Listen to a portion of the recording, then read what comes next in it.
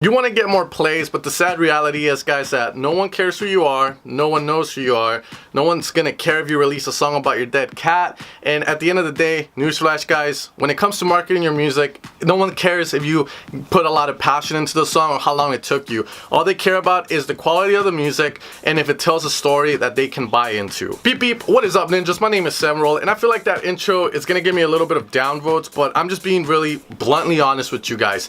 A lot of you guys want to make a living out of music, but you don't treat it like a business. You upload a song up to SoundCloud and expect that randomly Jesus will tell everybody, make sure to check out my boy Semirole's new track on SoundCloud, yo. And that is not the case, guys. That is never gonna happen. But today I'm gonna be giving you guys some tips that will help you guys off on the right track if you really want to make this into a business. Now, this tutorial is gonna assume that a lot of you guys have decent music. It doesn't need to be amazing. It doesn't need to be godly. You know, it just needs to be decent music and something that you could brand around, so that whenever someone hears your brand, they know what to expect, and if they want to go see you play live, make money, whatnot, then they could do that and you can make a living out of it. So let's get started with these tips on marketing your music, guys, so that you guys can get more plays on your music and you can stop being that lonely guy on SoundCloud with one like from his mom.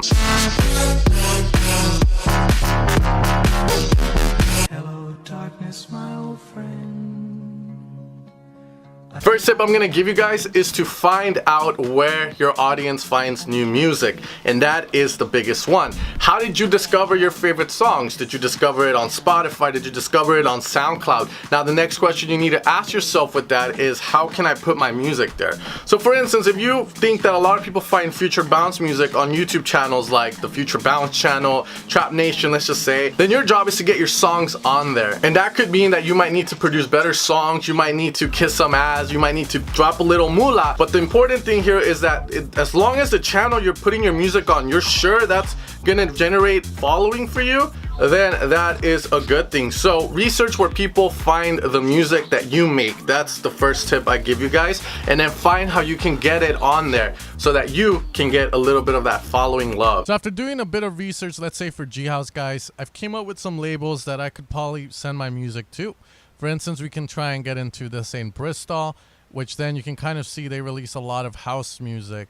Now, another tip I give you is, let's say that they promote a certain artist like Bart B more, then you can go to his account. You can check out where he's released. Now, this is, you know, kind of figuring out he's making the same kind of music you are. You can kind of go and see who he follows and whatnot, and you can find even more labels, like Nightbase is another good one as well. From here, then you can start making a plan on which ones you can hit up depending on the quality of your music and also depending on how many followers you have. Another good thing to check is if these labels, aka blogs and whatnot, that have quality audiences, if they're willing to release like unknown artists, and then you have to figure out if those artists had connections to begin with. For instance, Nightbase released 219 Boys, didn't get as many views as you can see. Now, if we check who they are, you can see they're not that big. They have 6,000 followers, 7,000 around there. For a music artist, it's not that much, in all honesty. But then you can kind of be like, all right, most of the people they sign have this amount of followers. I kind of can get in here. Next one, it's a big one, Confessions, obviously. And from there, you can find a lot of artists. Confessions, honestly, I think it's more about the quality of music when it comes to them rather than how many people. Next, we got is Nest HQ. Feature, which we found through, again, browsing through artists where they have released before. Playbox is a very small one that has sort of like a mixture of everything, and again, you know, they release stuff. The views aren't that great as you can see, but it does seem to have some quality when it comes to comments. And again, don't aim high, don't try to aim super high all the time. Do have a few kind of backup plans, you know, kind of like sloppy, like, you know, like, oh, if this doesn't work out, then I'm just gonna kind of suffice for that. And then next time you do a song, try and get a higher quality. Next time we go into YouTube's, again, you can check out some of the YouTube's have like bass house mixes, G house mixes, and you can always send your songs in and hope that the guy uses your song in one of the bass house mixes. And G house, again, quality traffic, people do look for these. And the last one I found was O Problema E Grave, thanks to Docanta. I was like, where has Docanta released? He has like a decent following. And this is where it came from. So just some suggestions on how you could research where people release their music, similar artists to you, and where people find their new music? Second tip I give you guys is to have a brand.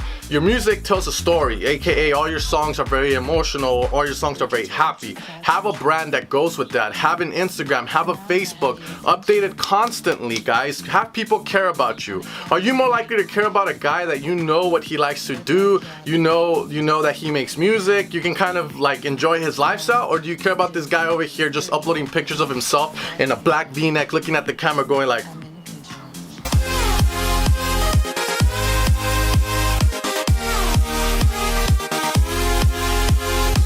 obviously we're gonna go with the guy that is more likable, guys. In music right now, it's not about the music at all. Yes, it needs to be decent, but it's about the personality behind the music, the message, the story. You could tell so many different stories. Now, I'm not saying put a damn mask or put a helmet on your head, but what I'm saying is put a little bit of effort.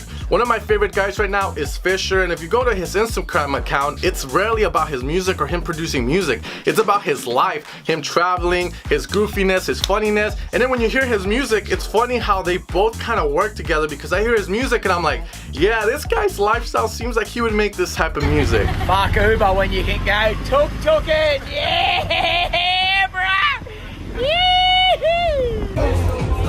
Now that's a fucking G-bung right there, I tell ya. Holy fuck! Who'd you borrow those shoelaces off?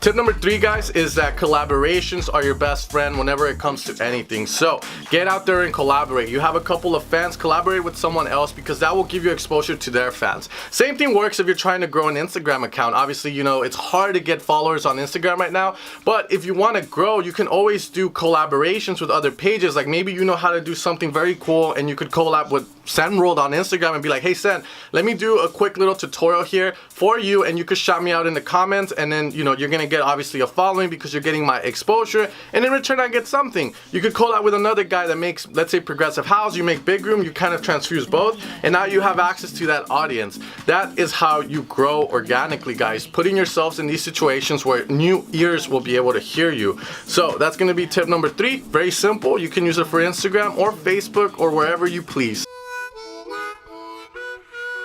You sure are hung, Luke. You sure are hung. Number 4, guys, for marketing your music is don't be afraid to spend money. One of my good friends by the name of Topic, and if you've seen our interview, you know that he promoted one of his deep house, popish kind of songs for around $10,000 on Facebook, and he promoted it to his audience, aka he found out what his audience was, where they found their music. So he put it on Facebook and pretty much promoted it for $10,000 to girls between the ages of 14 and 24, because that's the consumer, not producers, girls, because those are the fans that really matter.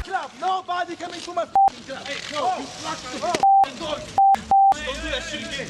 Or what? Justin, thank you very much. I come here just for you. Thank you very much. Thank you. I hate you.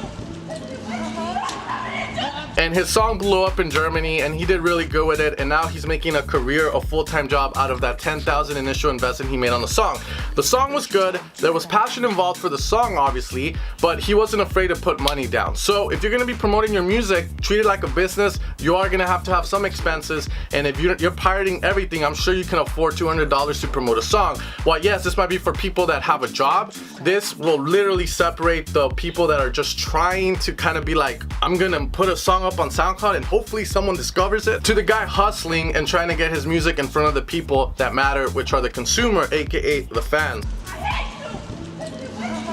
And finally, guys, the last tip I give you, if you have followed all the tips, is to be consistent. Try and release a song every month. Try and release a song every 2 months. Try to post constantly on Instagram. It might be about your brand. It might be about something related to your music. Just keep doing it. Be consistent about it, because this is how you're gonna grow slowly. One of the things I'm doing right now is I'm trying to grow my Instagram account up so I can see if I can get more YouTube subscribers and more people to buy my sound banks, which you guys know is my business and is how I make a living out of music. So I am on Instagram right now, hustling my ass off, taking pictures every day, making stories so that I can get a bigger following on there. And it's all about being consistent. If you keep making music and you keep releasing your music on, let's say, Future Bounce, then you release on the Born Recordings free label. Future Bounce might give you 100,000 plays, but this one gives you 10,000. It doesn't matter. Again, you're getting that following because people are discovering your music, and it's about building up towards that. And that about wraps it up, guys. Hopefully you guys enjoyed the video. Let me know if you have any more ideas in the comments down below. These are just some of my suggestions that can get you going on the right path if you have the music, if you have the urge to do it, and if you want to turn this into, again, something that you want to do for a living. My name is Sam World. If you haven't subscribed, make sure to subscribe, and if not, oh well. Peace out, and you guys have an amazing day. Crowd control. Crowd control. Major Tom 2. Crowd control. Now that I have your attention, on a count of 3, I'd like you all